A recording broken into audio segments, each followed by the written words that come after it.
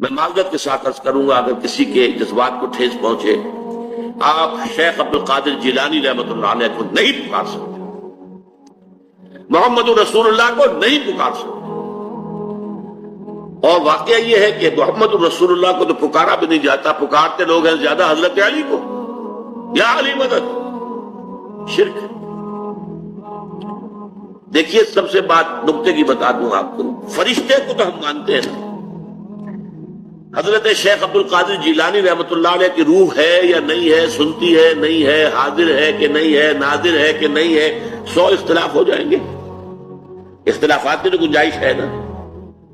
فرشتہ ہے یا نہیں ہے؟ وہ تو فرشتہ تو ہے، آپ کے دونوں کندھوں پہ بیٹھا ہوا ہے، کرامن کاتبین ہے کہ نہیں ہے؟ یرسل علیکم حفظہ، آپ کے جو باڈی گارڈ اللہ فرشتہ نہیں بھیجتا، لیکن آپ فرشتے سے بھی نہیں کہہ سکتے کہ میرا یہ کام ہے۔ فرشتے کے وجود پہ تو کوئی شک نہیں ہے، یا جبرائیل میرا یہ کام کر، قطعاً نہیں، غلط، شرک۔ لا تدعو مع اللہ احدا، اللہ کے سوا پکارنا کسی کو نہیں ہے، دعا کسی سے نہیں ہے، استغاثہ کسی کا نہیں ہے، استعانت کسی سے نہیں ہے، استمداد کسی سے نہیں ہے، استنصار کسی سے نہیں ہے سوائے اللہ۔